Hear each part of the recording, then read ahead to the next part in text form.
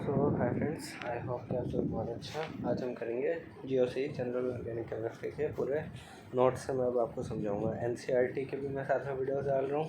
ये मैंने आप लोगों के लिए खास नोट्स बनाए हैं। हैंड राइटिंग अभी स्टार्टिंग में अच्छी है, बाद में बहुत बेकार भी जा सकते हैं, बुरा मत मानना, ठीक है। तो सबसे स्टार्टिंग में हमारे पास क्या जाता है, चैप्टर का नाम आप सभी जानते होंगे, जनरल ऑर्गेनिक केमिस्ट्री, ठीक है। तो इसमें सबसे पहले हमें जानने की क्या ज़रूरत है कि केमिकल रिएक्शन क्या होता है।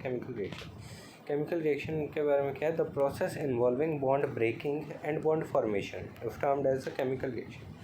कोई भी ऐसी प्रोसेस जिसमें बॉन्ड टूटता है या बॉन्ड बनता है उसको हम क्या कहते हैं, केमिकल रिएक्शन कहते हैं। A+B गिव C+D, इसमें जो A+B होता है वो रिएक्टेंट्स होते हैं, और जो रिएक्शन के बाद फॉर्म होते हैं उनको हम प्रोडक्ट्स कहते हैं, ठीक है। ये सब बेसिक सी बातें आप लोग जानते ही होंगे, ठीक है। फिर अब हम पढ़ते हैं रिएक्टेंट्स दो टाइप के होते हैं, एक तो सबस्ट्रेट और एक रिएजेंट, ठीक है। कौन कौन से होते हैं, एक सबस्ट्रेट और एक रिएजेंट। सबस्ट्रेट कौन से रिएजेंट होते हैं, the reactant which taken in excess amount and usually less reactive in nature. और रिएजेंट कौन से होते हैं, the reactant which is taken in less amount and usually more reactive in nature, ठीक है। अब आप कोई भी केमिकल रिएक्शन कराते हो तो उसमें लगा लो क्या एग्जांपल लें। जनरली क्या होता है कि आप किसी एक चीज़ को तो उस एक्सेस में ले लेते हो, ठीक है, जो कि लेस रिएक्टिव होते हैं, जो कि लगा लो स्टेबल है, ठीक है। जो अगर मैं सिर्फ उसको लूँ तो वो खुद में कोई रिएक्शन कोई ब्रेकडाउन नहीं करेगी। फिर हम उसमें डाल देते हैं कोई रिएजेंट जो कि कोई लेस रिएक्टिव स्पीशीज़ होती है, जो कि इसमें बॉन्ड्स को तोड़ती है और अपने साथ बॉन्ड बनाती है, ठीक है। तो ये यहाँ पे आ जाते हैं हमारे सबस्ट्रेट और रिएजेंट। उसके बाद रिएजेंट दो टाइप के होते हैं, एक तो इलेक्ट्रोफाइल और एक न्यूक्लियोफाइल। कौन कौन से टाइप्स, इलेक्ट्रोफाइल और न्यूक्लियोफाइल, ठीक है। इलेक्ट्रोफाइल देखो, फाइल का मतलब होता है लविंग, फाइल का क्या मतलब होता है, लविंग। तो इलेक्ट्रोफाइल का मतलब क्या हो जाता है, इलेक्ट्रॉन लविंग स्पीशीज़, ठीक है। क्या मतलब हो जाता है इलेक्ट्रोफाइल का, इलेक्ट्रॉन लविंग स्पीशीज़, जो कि electron loving species it attacks the substrate at position where electron density is high. इसको अपने ऊपर इलेक्ट्रॉन्स लेके आने हैं, मतलब कि generally positively charged species, generally ज़रूरी नहीं है positively charge, generally positively charge है, उसको स्टेबल होने के लिए, न्यूट्रल होने के लिए अपने पास क्या लेके आना है, इलेक्ट्रॉन्स लेके आना है। इसके ही अपोजिट हो जाते हैं न्यूक्लियोफाइल, न्यूक्लियस या फिर positive charge loving, it attracts the substrate at position where electron density is low, बिल्कुल इसका अपोजिट, ठीक है। Electrophile, nucleophile. तो क्या पढ़ा हमने, रिएक्टेंट दो टाइप के, सबस्ट्रेट और रिएजेंट भी फिर दो टाइप के, इलेक्ट्रोफाइल और न्यूक्लियोफाइल, ठीक है। इसके बाद हम चलते हैं रिएक्शन मैकेनिज्म क्या होता है, the study of the pathway of a chemical reaction के पाथवे के स्टडी को हम क्या कहते हैं, रिएक्शन मैकेनिज्म, ठीक है। अगला क्या जाता है, transition state, the high energy state formed during a progress of reaction is called transition state. मतलब कि अगर आप लोगों ने पढ़ा होगा तो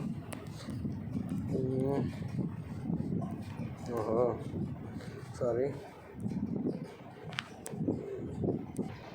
हाँ। तो फ्रेंड्स हम डिस्कस कर रहे थे कि ट्रांजिशन स्टेट क्या होती है, क्या जी, transition state the high energy state formed during the progress of reaction is called the transition state, ठीक है। अभी मुझे आप लोगों को इसी के बारे में बताना था। अभी देखो, आप लोगों ने देखा होगा जैसे कि लगा लो, मैं यहाँ पे ड्रॉ करके दिखाता हूँ आपको, एक सेकेंड बस, ठीक है। तो अगर आप ग्राफ देखते हो,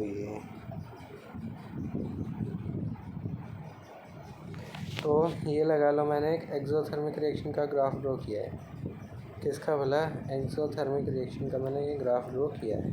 तो एक्सोथर्मिक रिएक्शन में ये इधर की तरफ एनर्जी है और ये है रिएक्शन कोऑर्डिनेट्स,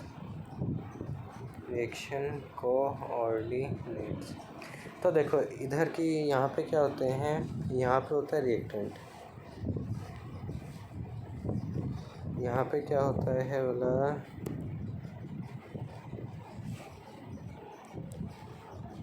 एक सेकेंड,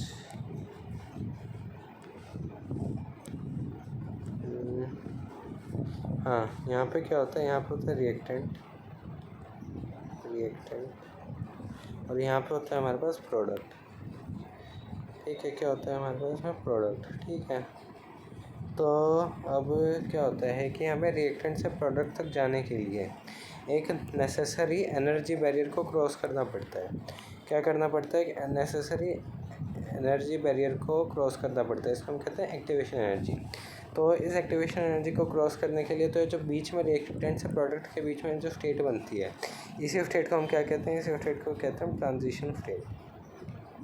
क्या चीज़ बोला? Transition state.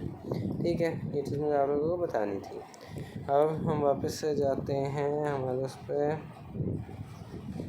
ठीक है, ये तो ज़्यादा नीचे आ गया हम।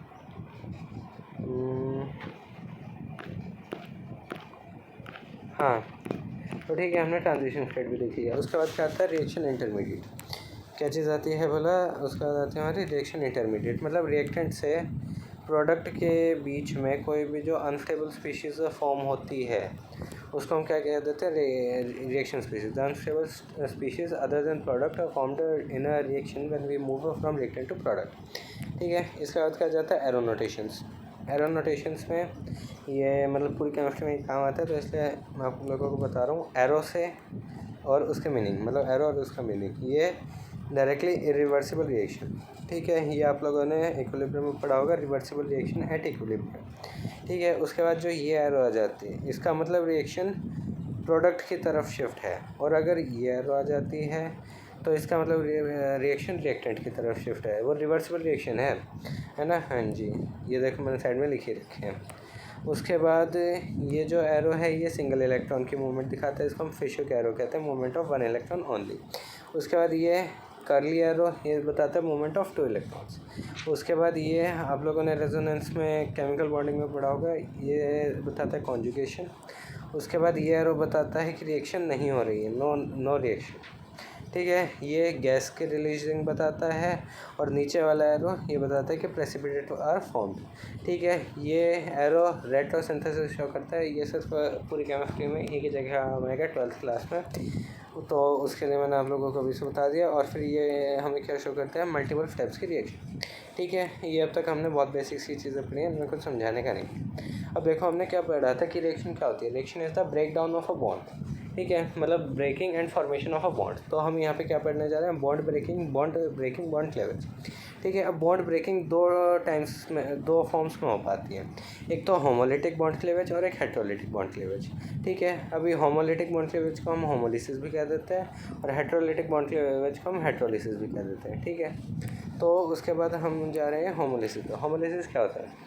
Equal sharing of bonded electrons after bond breaking, मतलब कि बॉन्ड के टूटने के बाद। ये देखो यहाँ पे बना रखा है मैंने, ए से बी का जब बॉन्ड टूटता है तो दोनों के दोनों इलेक्ट्रॉन दोनों तरफ इक्वली शिफ्ट हों। अब देखो मैंने क्या बताया था कि ये जो फिश हुक एरो है, कौन सा एरो है ये? Fish hook arrow. अभी हमने एरोज में भी देखा था। ये क्या चीज़ रिप्रेजेंट करती है? ये रिप्रेजेंट करता है मूवमेंट ऑफ 1 इलेक्ट्रॉन, है ना। तो यहाँ पे वो एक एक इलेक्ट्रॉन करके ही एक इलेक्ट्रॉन बी के पास चला जाएगा, एक इलेक्ट्रॉन ए के पास चला जाएगा। ठीक है, हाँ जी। उसके बाद में क्या जाता है भला? उसके बाद ये ए with 1 electron and be with 1 electron, ये जिन पे एक एक इलेक्ट्रॉन होता है सिर्फ उनको हम क्या कहते हैं? फ्री रेडिकल्स कहते हैं। ठीक है, उसके बाद क्या जाता है? इन केस ऑफ कार्बन, हम क्या जनरल ऑर्गेनिक केमिस्ट्री पढ़ रहे हैं ना, और ऑर्गेनिक मीन्स क्या मतलब होता है? Organic, carbon related. ठीक है, तो कार्बन का किसी भी कंपाउंड के साथ बॉन्ड अगर होमोलिटिकली ब्रेक होता है तो ये एक इलेक्ट्रॉन इसके पास चला जाएगा, एक इलेक्ट्रॉन उसके पास चला जाएगा। उससे क्या फॉर्म होगा? उससे बनेगा कार्बन फ्री रेडिकल और एक हमारा किसी भी एटम का एक और फ्री रेडिकल। ठीक है, अब हम पढ़ते हैं properties of carbon free radical की। कार्बन फ्री रेडिकल की क्या प्रॉपर्टीज़ होती हैं? कार्बन पे 2p ऑर्बिटल होता है और 3 ये बॉन्ड बनाता है वो। ठीक है, कार्बन फ्री रेडिकल। तो हाइब्रिडाइजेशन आप लोग केमिकल बॉन्डिंग में पढ़ चुके होंगे। इसकी क्या हाइब्रिडाइजेशन है? sp2 trigonal planar. ठीक है, 2p ऑर्बिटल में सिंगल इलेक्ट्रॉन फील्ड है, तो एम्प्टी ऑर्बिटल भी नहीं कह सकते, फुली फील्ड भी नहीं कह सकते, half field 2p orbital. 7 valence electron, octet incomplete, electron deficient species और पैरामैग्नेटिक। ठीक है, उसके बाद देखो कार्बन CF लगा लो, हमने कोई भी ले लिया, मैंने ले लिया CH3 डॉट, तो ये फ्री रेडिकल तो बना। हमने क्या पढ़ा कि फ्री रेडिकल्स sp2 हाइब्रिडाइज्ड होते हैं, बट इसके लिए एक एक्सेप्शन भी है, ये CH3 free radical sp3 hybridised. ठीक है, ये भी आप लोगों ने केमिकल बॉन्डिंग में आई होप कि पढ़ा होगा। ठीक है, फेवरेबल कंडीशंस फॉर होमोलिसिस, मतलब कि बॉन्ड के दोनों इलेक्ट्रॉन्स अपनी अपनी तरफ होमोलिसिस होने के लिए क्या क्या फेवरेबल कंडीशंस हैं। ठीक है, मतलब कि ये फेवरेबल कंडीशंस हैं। अब आप बिल्कुल ऐसा ले लो कि अगर ये है तो होगा ही होगा, ये मैं नहीं कह रहा हूँ, बट जनरली होता है। ठीक है, तो क्या जाता है favourable conditions for homolysis, negligible electronegativity difference. अब देखो, अगर दोनों एटम्स में मैंने एक जगह पे क्लोरीन ले लिया, एक जगह पे मैंने फ्लोरीन ले लिया, तो फ्लोरीन मोस्ट इलेक्ट्रोनेगेटिव है। कार्बन की इलेक्ट्रोनेगेटिविटी फ्लोरीन के कंपैरिजन में काफ़ी कम है। तो फ्लोरीन क्या करेगा, दोनों के दोनों ही इलेक्ट्रॉन्स को वो अपने पास खींच लेगा, क्योंकि उसकी इलेक्ट्रोनेगेटिविटी क्या है, बहुत ज़्यादा है। इलेक्ट्रोनेगेटिविटी फ्लोरीन की बहुत ज़्यादा है एज़ कम्पेयर टू कार्बन। और कार्बन का बेचारा फिर पॉजिटिव चार्ज आ जाएगा। हमें ऐसा नहीं चाहिए ना, तो बट अगर कार्बन इसकी ऐसे ही कंपाउंड के साथ जुड़ा होगा जिसकी इलेक्ट्रोनेगेटिविटी कम है, तभी उसी कंडीशन में क्या हो सकती है, होमोलिसिस हो सकते हैं। ठीक है, फिर क्या आ जाता है, presence of non polar solvent. ठीक है, और हेल्पर, हाँ ये कंडीशन है हमारी हेल्पर। ठीक है, ये मैंने याद करने के लिए तरीका बताया, मतलब कि presence of heat, electricity, light, peroxide और रेडिकल। मतलब कि रेडिकल बनाने के लिए, कार्बन फ्री रेडिकल बनाने के लिए एक और रेडिकल की प्रेजेंस होगी तो रेडिकल और बनेगा। और peroxide oxygen double bond oxygen bond को, oxygen single bond oxygen bond को कहते हैं पेरोक्साइड। ठीक है, उसके बाद क्या जाता है हमारा प्रेजेंस ऑफ एक्टिव मेटल। अगर एक्टिव मेटल्स की प्रेजेंस होगी तभी होमोलिसिस का चांसेस बढ़ जाएगा। ठीक है, फिर क्या जाता है हमारे पास हेट्रोलिसिस। ठीक है, हेट्रोलिसिस क्या कहता है, unequal sharing of bonded electrons after bond breaking. Bond breaking के बाद unequal sharing of bonded electrons. ठीक है, अनइक्वल शेयरिंग मतलब कि दोनों इलेक्ट्रॉन किसी एक के ही पास चले जाएंगे। अब देखो, जैसे कि मैंने यहाँ पर रिप्रेजेंट किया, ये दोनों के दोनों इलेक्ट्रॉन्स बी के पास ही चले गए। मतलब कि इससे हमें क्या पता चलता है कि बी की इलेक्ट्रोनेगेटिविटी ए से ज़्यादा होगी। बी की इलेक्ट्रोनेगेटिविटी क्या होगी, ए से ज़्यादा होगी। ठीक है, उसके बाद इससे ए पॉजिटिव, बी पॉजिटिव, कैटायन और एनायंस बन जाएंगे। ठीक है, उसके बाद क्या जाता है फेवरेबल कंडीशंस फॉर हेट्रोलिसिस। हेट्रोलिसिस के लिए क्या फेवरेबल कंडीशंस है, high electronegativity difference, presence of polar solvent और हाई टेम्परेचर। ये तीन हमारी कंडीशंस हैं। ठीक है, अब वही बात हम पढ़ किस ले रहे हैं, कार्बन के लिए रहे हैं। तो अब देखो, लगा लो कि कार्बन जिस एटम के साथ जुड़ा हुआ है उसकी इलेक्ट्रोनेगेटिविटी कार्बन से ज़्यादा है, तो दोनों इलेक्ट्रॉन्स उसके पास शिफ्ट हो जाएंगे। तो कार्बन का क्या बन जाएगा, कार्बोकेटायन।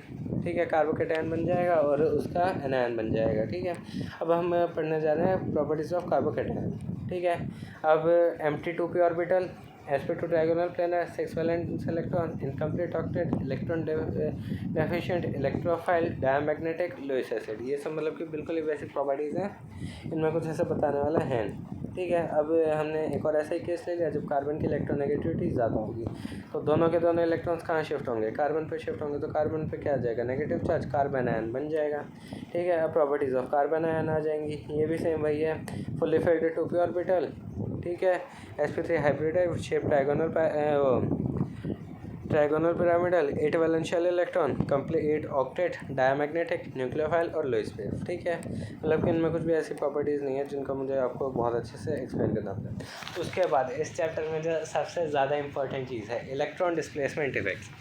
अब हम उनके बारे में पढ़ते हैं कि ये इलेक्ट्रॉन डिस्प्लेसमेंट इफेक्ट्स हैं क्या। Inductive effect, resonance, hyperconjugation, electromagnetic effect, inductomagnetic effect. ठीक है, इन सभी के बारे में अभी हम पढ़ेंगे। Effects related to the movement of electrons in a molecule और अ कंपाउंड। ठीक है, दो टाइप के होते हैं, टेम्परेरी और परमानेंट। टेम्परेरी में ये दो आ जाते हैं, इलेक्ट्रोमैग्नेटिक इफेक्ट और इंडक्टोमैग्नेटिक, और परमानेंट में आ जाता है इंडक्टिव इफेक्ट, रेजोनेंस और हाइपर कॉन्जुगेशन। रेजोनेंस को ही मेसोमैग्नेटिक इफेक्ट भी हम बोल देंगे। ठीक है, उसके बाद क्या आ जाएगा, टेम्परेरी इफेक्ट। ठीक है, टेम्परेरी इफेक्ट्स में सबसे पहला कौन सा आ जाता है हमारे पास, इलेक्ट्रोमैग्नेटिक इफेक्ट। ठीक है, the temporary shifting of pi electrons under the influence of a reagent is called electromagnetic effect. ठीक है, लगा लो हमारे पास कोई सबस्ट्रेट पड़ा था, यहाँ पे मैंने एग्जांपल भी लेके बताया कि लगा लो हमारे पास कार्बन डबल बॉन्ड ऑक्सीजन, इधर दो हाइड्रोजन जॉइंट है, ये हमारे पास हमारा क्या आ जाएगा, सबस्ट्रेट आ जाएगा। ठीक है, उसके बाद हमने NaOH ले आए। ठीक है, तो OH नेगेटिव रिएजेंट की तरह एक्ट करेगा और वह इस पर अटैक करेगा। ठीक है, रिएक्शन के लिए। तो क्या होगा, ये जो पाई बॉन्ड है, अब देखो अगर OH इसके साथ बॉन्ड बनाएगा तो 1 2 3 4 और 5 बॉन्ड नहीं हो जाएंगे, तो कार्बन को कोई एक बॉन्ड तो तोड़ना पड़ेगा। तो जो ये पाई बॉन्ड है वो ये पाई बॉन्ड के इलेक्ट्रॉन्स ऑक्सीजन को वापस कर देगा। ठीक है। और जैसे ही OH तो ठीक है, उसके बाद क्या जाता है, हर pi electrons are shifted along the under the influence of reagent, ठीक है। हाँ, ये है इलेक्ट्रोमेरिक इफेक्ट में पाई इलेक्ट्रॉन्स, और इंडक्टोमेरिक इफेक्ट जो हम आगे पढ़ेंगे उसमें सिग्मा इलेक्ट्रॉन्स की मूवमेंट होती है, ठीक है। उसके बाद properties, it is a temporary effect, ठीक है। Once the reagent is removed from the proximity of substrate this effect gets nullified, ठीक है। अब चलो, हाँ, मेरे पास एक बहुत अच्छा सवाल है।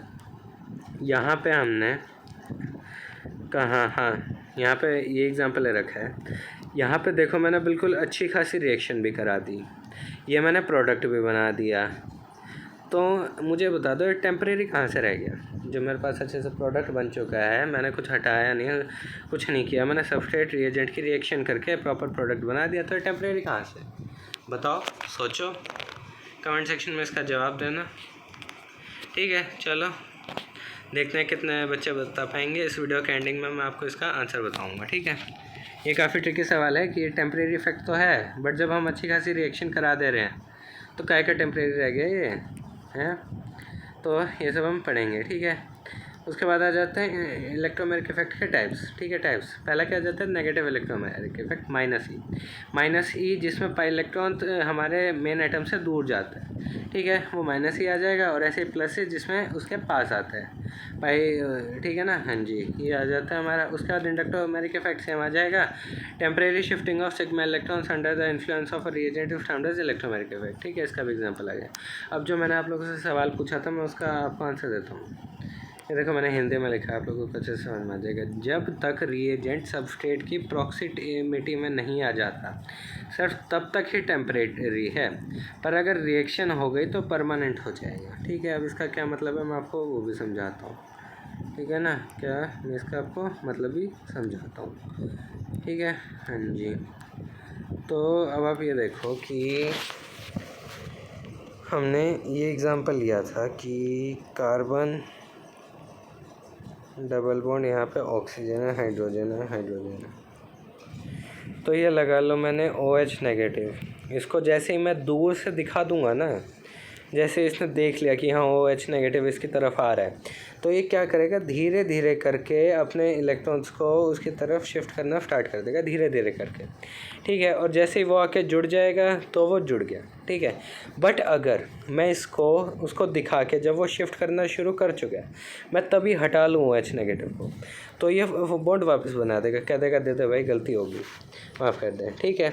तो ये सिर्फ तब तक ही टेम्परेरी है जब तक बॉन्ड बन नहीं जाता। एक बार बॉन्ड बन गया फिर तो इफेक्ट परमानेंट है, ठीक है। बट जब तक बॉन्ड नहीं बनता तब तक ये इफेक्ट क्या है, टेम्परेरी है, ठीक है। तो इस वजह से हम इन इफेक्ट्स को टेम्परेरी इफेक्ट कहते हैं। इनमें ऐसा कुछ नहीं होता कि रिएक्टेंट बनने के बाद भी ये हो जाएंगे, वापस हट जाएगा, ऐसा कुछ नहीं होता। वो तो नॉर्मल रिएक्शन होकर रिएक्टेंट से प्रोडक्ट बन जाता है, उसमें कुछ वैसा नहीं है, हाँ जी। तो इसके बाद क्या जाता है हमारे पास, इसके बाद हम पढ़ेंगे परमानेंट इफेक्ट सॉरी। तो क्या जाता है, फिर हम क्या पढ़ेंगे, परमानेंट इफेक्ट। तो हम क्या पढ़ेंगे अब, इंडक्टिव इफेक्ट, ठीक है। तो इंडक्टिव इफेक्ट, परमानेंट इफेक्ट में फर्स्ट इफेक्ट क्या जाता है हमारा, इंडक्टिव इफेक्ट। कौन सा है, फर्स्ट इफेक्ट हमारा इंडक्टिव इफेक्ट, ठीक है। इंडक्टिव इफेक्ट क्या होता है, it refers to the polarisation produced in the molecule by partial displacement of sigma electrons towards more electronegative atom, ठीक है। It refers to the polarisation produced in the molecule by partial displacement of sigma bond electrons towards more electronegative atom. मतलब कि क्या होगा, example से समझते हैं। सबसे पहले अगर हम CH3 का एग्जांपल लें, तो इसमें देखो इन दोनों कार्बन्स के बीच में इलेक्ट्रोनेगेटिविटी का डिफरेंस कितना है, 0 है। तो डाइपोल मोमेंट भी 0 हो जाएगी, नो पोलराइजेशन, ठीक है। उसके बाद अगर हम और नीचे जाते हैं, अब देखो CH3 और फ्लोरीन में अगर हम कंपेयर करें तो इलेक्ट्रोनेगेटिविटी फ्लोरीन की ज़्यादा है कार्बन से, ठीक है। तो डाइपोल मोमेंट भी होगी, पोलराइजेशन भी होगी। तो क्या होगा, धीरे धीरे करके थोड़ा थोड़ा नेगेटिव चार्ज फ्लोरीन पे शिफ्ट होगा, फ्लोरीन पे डेल नेगेटिव चार्ज आ जाएगा, कार्बन पे डेल पॉजिटिव, उसके बाद उससे अगले कार्बन पे और भी ज़्यादा कम पॉजिटिव चार्ज, उससे अगले कार्बन पे और भी ज़्यादा कम पॉजिटिव चार्ज, ठीक है। इलेक्ट्रॉन डोनेटिंग ग्रुप और इलेक्ट्रॉन विड्रॉइंग ग्रुप कहलाते हैं, ठीक है। उसके बाद क्या जाता है, not on fourth carbon and onwards this effect is negligible, ठीक है। आगे इसका कोई इफेक्ट रह नहीं जाता, क्योंकि फिर वो इलेक्ट्रोनेगेटिविटी का डिफरेंस कुछ खास इतनी दूर तक इफेक्ट नहीं दिखा पाता वो, ठीक है ना। हाँ जी, फिर क्या जाता है हमारे पास important points. It is a permanent effect, जब तक कंपाउंड रहेगा इफेक्ट भी रहेगा। और two it occurs due to presence of electronegativity difference. Inductive effect of difference dependent, ठीक है, ये इफेक्ट कैसा है, डिफरेंस डिपेंडेंट है। उसके बाद inductive effect inversely proportional to difference, ठीक है, मैंने बता ही दिया। उसके बाद क्या आ जाता है, it is a weak effect. अब ये बता दो हमने वीक इसको कैसे कंसीडर किया, बता दिया तो चलो मान जाऊँगा। इसका आंसर मुझे कमेंट सेक्शन में देना कि it is a weak effect हमने क्यों कहा, ठीक है। It occurs only in sigma bonded electrons, ठीक है। उसके बाद electrons after displacement are still present in their original orbital, ठीक है, वो अपने ओरिजिनल ऑर्बिटल में ही रहते हैं, कहीं दूसरे ऑर्बिटल में नहीं शिफ्ट हो जाते हैं वो, ठीक है, अपने ओरिजिनल ऑर्बिटल में ही रहते हैं। Hydrogen atom is taken as reference, ठीक है, इलेक्ट्रोनेगेटिविटी के लिए। अब इसके भी दो टाइप्स होते हैं, प्लस आई और माइनस आई, प्लस आई और माइनस आई। सबसे पहले हम क्या पढ़ेंगे, plus I, the effect which increases electron density in carbon chain, ठीक है। प्लस आई मतलब कि देखो, अगर मैं इनको कैसे रिलेट करता हूँ, प्लस आई का मतलब ये टेम्परेरी इफेक्ट परमानेंट इफेक्ट में उल्टा है। टेम्परेरी इफेक्ट में प्लस मतलब जो खुद के ऊपर नेगेटिव चार्ज लेके आएगा वो प्लस वाला इफेक्ट शो करेगा, बट परमानेंट इफेक्ट में ये है प्लस इफेक्ट, मतलब जो एटम अपने ऊपर पॉजिटिव चार्ज लेके आने की कोशिश करेगा। अब लगा लो कोई भी नेगेटिवली चार्ज स्पीशीज़ है, क्या है, नेगेटिवली चार्ज स्पीशीज़ है, तो वो अपने नेगेटिव को दूर भगाने की कोशिश करेगा, मतलब कि वो अपने पास क्या खींच रहा है, पॉजिटिव खींच रहा है, मतलब अपने पास वो पॉजिटिव लेके आना चाह रहा है ना, तो इसका मतलब है पॉजिटिव चार्ज, ठीक है। और ऐसे ही नेगेटिव, अब लगा लो कोई पॉजिटिवली चार्ज स्पीशीज़ है, ये न्यूट्रल होने के लिए अपने पास क्या खींचना चाहेगी, नेगेटिव चार्ज, तो ये खुद क्या होना चाहती है, नेगेटिव होना चाहती है, तो इसीलिए माइनस आई इफेक्ट, ठीक है। हाँ जी, मैं तो देखो इनको ऐसे याद रखता हूँ, अब आगे आप लोगों की मर्जी है, ठीक है। Plus I group showing plus I effect, ठीक है, इलेक्ट्रॉन डोनेटिंग ग्रुप होते हैं। मैंने अभी आप लोगों को बताया प्लस आई है, खुद के ऊपर प्लस लेके आना चाहता है, तो खुद के ऊपर प्लस लाने के लिए नेगेटिव को दूर भेजेंगे, नेगेटिव मतलब कि इलेक्ट्रॉन, तो इलेक्ट्रॉन को डोनेट कर देंगे, इलेक्ट्रॉन डोनेटिंग स्पीशीज़। अब क्या जाता है हमारे पास, group showing plus I effect, group से शोइंग प्लस आई इफेक्ट। सबसे पहले नेगेटिवली चार्ज स्पीशीज़ मैंने आप लोगों को बता ही दिया, पार्शियल नेगेटिवली चार्ज स्पीशीज़ और कुछ न्यूट्रल स्पीशीज़ जिनमें मतलब कि जिनकी इलेक्ट्रोनेगेटिविटी sp3 कार्बन की इलेक्ट्रोनेगेटिविटी से कम होगी। बेसिकली देखा जाए तो सारे के सारे alkyl groups plus I effect he show करते हैं। क्या सारे के सारे अल्काइल ग्रुप्स कौन सा इफेक्ट शो करता है, प्लस आई ग्रुप, वो हाँ प्लस आई इफेक्ट शो करते हैं, सॉरी, ठीक है। हाँ जी, उसके बाद strength of plus I effect, सबसे ज़्यादा प्लस आई इफेक्ट कौन शो करेगा, नेगेटिवली चार्ज, फिर पार्शियल नेगेटिव और फिर न्यूट्रल स्पीशीज़, ठीक है। उसके बाद आ जाता है गिव प्लस आई ऑर्डर। ये आप लोगों के लिए बहुत सारे दुनिया भर के सवाल हैं, आपको इनमें प्लस आई का ऑर्डर देना है। चलो बताओ, इन तीनों में से सबसे ज़्यादा प्लस आई इफेक्ट कौन शो करेगा। हमने क्या सीखा, सबसे पहले ये बताओ, नेगेटिव चार्ज सबसे ज़्यादा, फिर पार्शियल नेगेटिव, फिर न्यूट्रल, ठीक है। अब आप लोगों ने तो कहा कि सर जी यहाँ तो गड़बड़ हो गई, तीनों पे ही नेगेटिव चार्ज है। अब देखो मैंने आप लोगों को कैसे समझाया, ये कि प्लस आई जो अपने आप पास पॉजिटिव लेके आना चाहता है, मतलब कि नेगेटिव को दूर भेजना चाहता है। अब मुझे ये बताओ आपकी इन तीनों में से, कार्बन में से, ऑक्सीजन में से और नाइट्रोजन में से सबसे ज़्यादा इलेक्ट्रोनेगेटिविटी किसकी है, ऑक्सीजन की है सबसे ज़्यादा इलेक्ट्रोनेगेटिविटी। तो ऑक्सीजन सबसे अच्छे से नेगेटिव चार्ज को होल्ड कर पाएगा, और अगर वो सबसे अच्छे से नेगेटिव चार्ज को अगर ऑक्सीजन होल्ड कर पाएगा तो वो क्या सबसे ज़्यादा चाहेगा कि उससे नेगेटिव चार्ज दूर हो जाए, नहीं, वो सबसे कम चाहेगा कि उससे नेगेटिव चार्ज दूर हो, क्योंकि वो तो ऑक्सीजन तो नेगेटिव चार्ज को अपने ऊपर बहुत अच्छे से बैलेंस कर पा रहे हैं ना। CH2 सबसे कम बैलेंस कर पाएगा, NH उससे कम, तो प्लस आई इफेक्ट सबसे ज़्यादा CH2 का, फिर ऑक्सीजन नेगेटिव का, और फिर NH नेगेटिव का। यही होगा आंसर्स में भी, चेक कर लेते हैं। हाँ ये देखो, और रीज़न भी यही है क्योंकि इलेक्ट्रोनेगेटिविटी। अब ठीक है, ये देखो, ये हमारे पास कितने सवाल हैं, 8 सवाल हैं। अब देखो आज मैं आप लोगों को टाइम दे रहा हूँ, आराम से करो, ठीक है। और मुझे कमेंट सेक्शन में ये बता देना ये सवाल सॉल्व कराने हैं कि मतलब आप लोगों के खुद ही हो जाएंगे। अगर आप लोग कहोगे कि सॉल्व कराने हैं तो मैं सारों की बिल्कुल प्रॉपर्ली आप लोगों को एक्सप्लेन करके दिखा दूंगा, वरना ये देखो मैंने आपको बिल्कुल अच्छे से शो कर दिया। आप लोग चाहो तो स्क्रीनशॉट ले लो और इन सवालों को सॉल्व कर लेना। इनके आंसर्स भी हैं ये, ठीक है। इनमें वैसे तो मैंने मेन एक्सप्लेनेशन लिख रखी है, ठीक है। उसके बाद इसमें हाँ, ये एक बहुत इंपॉर्टेंट रूल आ जाता है आपको प्लस आई का ऑर्डर देखने के लिए ब्रांच्ड में, ठीक है। हाँ, इस चीज़ को आप लोग वो कर लो,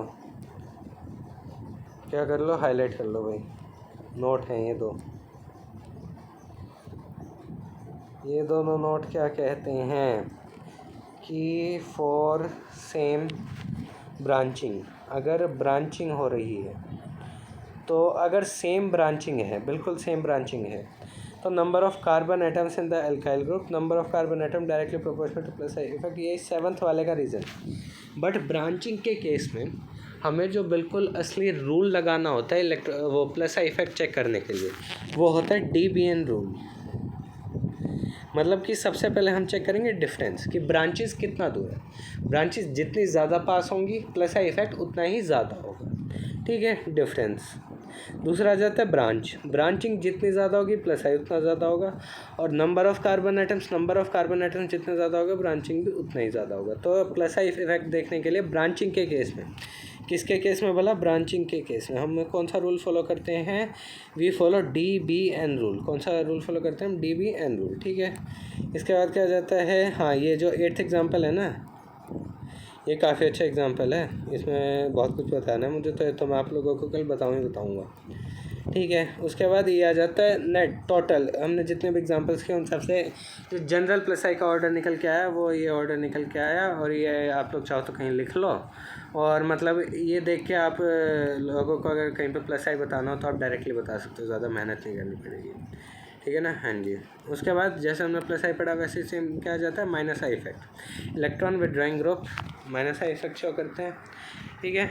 उसके बाद क्या आ जाता है, group showing minus I effect, क्या चीज़ बोला, groups showing minus I effect, ठीक है। तो माइनस आई इफेक्ट में क्या होता है, वही इलेक्ट्रॉन विड्रॉइंग ग्रुप है। अब हम ये देख लेते हैं कि कौन कौन से ग्रुप्स माइनस आई इफेक्ट को शो करते हैं, positively charge, partially positive charge और न्यूट्रल स्पीशीज जिनकी electronegativity greater than electronegativity of sp3 carbon. ये आप चाहो तो ये स्पीशीज़ देख सकते हो, ये जनरली क्या करती हैं, सॉरी मैंने एक्सेट्रा को भी वो कर दिया, ये सारी स्पीशीज़ आ जाती हैं हमारे पास जो कि जनरली प्लस आई शो करती हैं, और न्यूट्रल स्पीशीज़ में वो स्पीशीज़ जिनकी इलेक्ट्रोनेगेटिविटी ऑफ sp3 कार्बन से ज़्यादा होती है।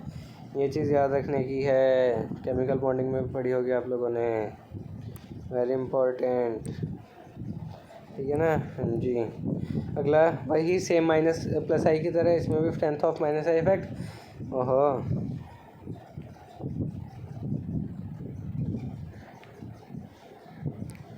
तो strength of minus I effect, positive charge, partial positive और न्यूट्रल, ठीक है। ये आ जाता है हमारे पास strength of minus I effect का ऑर्डर, ठीक है। उसके बाद क्या आ जाता है, give order of minus I effect, ठीक है। जैसे कि मैंने आप लोगों को उसके क्वेश्चन दिए थे वैसे ही अब मैं आपको इसके भी ऑर्डर दे रहा हूँ, इसके भी मैं आपको क्वेश्चन दे रहा हूँ, ठीक है। इन सभी क्वेश्चंस की आप लोगों को प्रैक्टिस करनी है, आपसे लगा लो क्वेश्चंस नहीं हो रहे हैं, वैसे तो मैं ऐसे दिखाई दे रहा हूँ, उनको पढ़ के भी आप लोगों को हिंट मिल ही जानी चाहिए। नहीं हो रहा है कमेंट सेक्शन में बता देना, कंप्लीट एक्सप्लेनेशन दूंगा इन सभी क्वेश्चंस की, स्क्रीनशॉट ले लो, इन सवालों को सॉल्व करके देखना, ठीक है। ये आ जाते हैं 5 सवाल तो यहाँ हैं, उसके बाद इन 5 का आंसर्स हैं, फिर बचे हुए यहाँ हैं, इनको भी लो देख लो, बिल्कुल धीरे धीरे दिखा देता हूँ मैं आपको, है ना। मतलब इनसे आपको हिंट अच्छा खासा मतलब लगा लो एक्सप्लेनेशन ही मिल जाएगी। और ये 5th वाला मैं आप लोगों को खुद बताऊँगा, ये काफ़ी इम्पोर्टेंट है।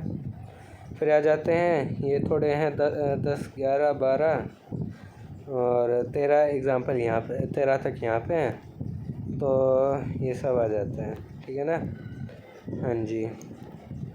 इसमें भी फिर हमने net electronegativity minus I order लिखा है, इसका भी आप लोग चाहो तो क्या ले सकते हो, स्क्रीनशॉट ले सकते हो, कहीं पे लिख सकते हो, ठीक है।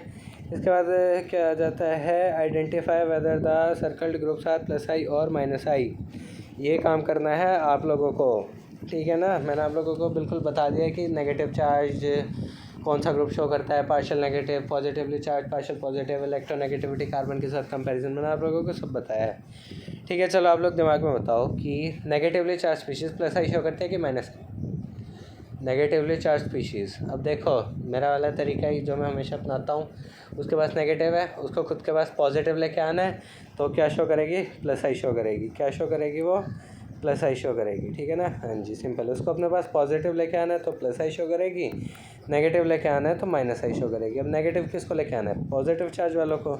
तो देखो हमने यहाँ पे देखा ही कि सारे पॉजिटिव चार्ज वाले क्या लेके आते हैं। हाँ ये रहा, सारे पॉजिटिव चार्ज वाले कौन सा? Minus I effect he show करते हैं, ठीक है ना। हाँ जी, तो ये देखो, ये तो थोड़े ही हैं, 6 सवाल हैं ये, फिर इनके आंसर्स हैं। कुछ भी ना समझ में आए मतलब मैं अलग से वीडियो बना दूंगा, इन सारे क्वेश्चंस को बिल्कुल अच्छे से मैं डिस्कस कर लूँगा, ठीक है। फिर आ जाता है हमारे पास एप्लीकेशंस ऑफ इंडक्टिव इफेक्ट। क्या जाता है? Applications of inductive effect. Inductive effect कहाँ कहाँ काम आता है, और ये हम पढ़ेंगे नेक्स्ट वीडियो में। आधे घंटे की वीडियो हो गई है, एंजॉय, वॉच करो और आधे घंटे बाद मज़े करो। बाय।